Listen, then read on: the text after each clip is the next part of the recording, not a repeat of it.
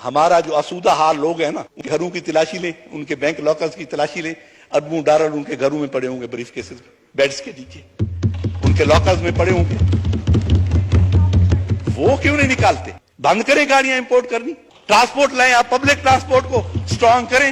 ہم public transport میں سفر کیوں نہیں کر سکتے؟ ایک ایک وزیر مشیر، ایک ایک بیوروکریٹ، ایک ایک جج کے گھر 10-10 گاڑیاں کھڑی ہیں، ان کا پیٹرول بھی گورنمنٹ دے رہی ہے۔ کیوں ہم ایک گاڑی نہیں دے سکتے؟ کیوں ہمارے جو رولنگ کلاس ہے، جو بیوروکریسی ہے، وزراء ہیں، مجھے وہ ایک کنال کے گھر میں نہیں رہ سکتے؟ ایک ان کے گھروں میں رہ رہے ہیں سب۔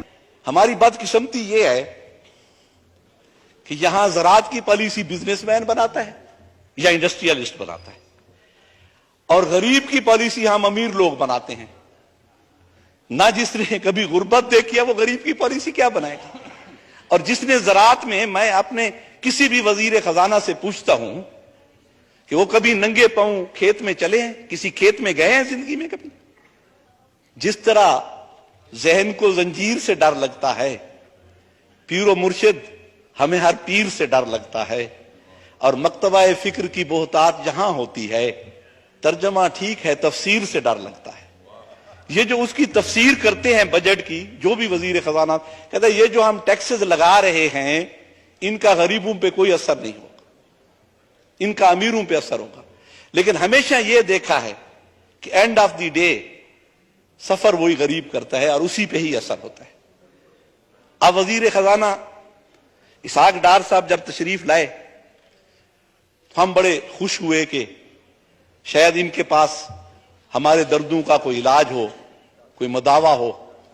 لیکن وہ ہے بزم میں اتنا تو سب نے دیکھا میر، پھر اس کے بعد چراغوں میں روشنی نہ رہی، نہ گیس رہی ہے نہ بجلی رہی ہے، اور وہ اتنی مہنگی کر دیا کہ غریب کا گھر تو اب وہ بلب نہیں جلا سکتا، کیونکہ اس ایک بلب کے جلانے کا جو بل ہے اس کا 2000 سے کم نہیں آتا۔ پھر آ کے کیوں ہم لگژری گاڑیوں کی امپورٹ پہ پابندی نہیں لگا سکتے؟ بند کریں گاڑیاں امپورٹ کرنی، ٹرانسپورٹ لائیں، آپ پبلک ٹرانسپورٹ کو سٹرانگ کریں۔ ہم پبلک ٹرانسپورٹ میں سفر کیوں نہیں کر سکتے؟ ایک ایک وزیر مشیر، ایک ایک بیوروکریٹ، ایک ایک جج کے گھر 10-10 گاڑیاں کھڑی ہیں، ان کا پیٹرول بھی گورنمنٹ دے رہی ہے۔ کیوں ہم ایک گاڑی نہیں دے سکتے؟ کیوں ہمارے جو رولنگ کلاس ہے، جو بیوروکریسی ہے، وزراء ہیں، مجھے وہ ایک کنال کے گھر میں نہیں رہ سکتے؟ ایک ان کے گھروں میں رہ رہے ہیں سب لوگ۔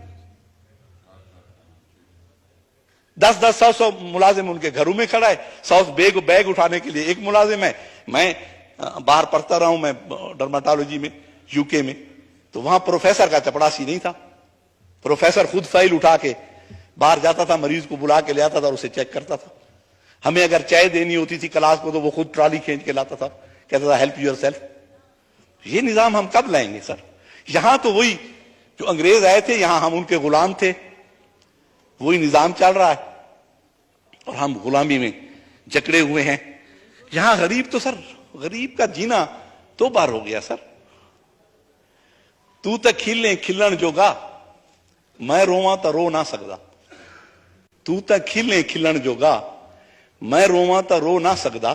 دنیا رب دی تیرے حصے، میرے حصے بھوک دے کسے۔ وہ تو بھوک ہے اس کے حصے میں۔ تو تا موت کو خاک سمجھ دیں، تو تا موت کو مار سٹے نے، ساکو تا ایک لحظے کیتے، لحظے لحظے مرنا پوندے۔ اور این نگری وچ کوئی نہ آوے، نہ کوئی اتھا دیرا لاوے۔ این نگری وچ کوئی نہ آوے، نہ کوئی اتھا دیرا لاوے، اتھا تا کوئی ایجھاں ڈوکھے، چھی کو بھی درف چڑھنا پوندے۔ سر یہاں تو غریب کی ہم صرف بات ہی کرتے ہیں۔ سر آپ آئی ایم ایف کے پاس نہ جائیں، آپ ہمارا جو آسودہ حال لوگ ہیں نا ان کے گھروں کی تلاشی لیں، ان کے بینک لاکرز کی تلاشی لیں، اربوں ڈالر ان کے گھروں میں پڑے ہوں گے، بریف کیسز بیڈز کے نیچے ان کے لاکرز میں پڑے ہوں گے،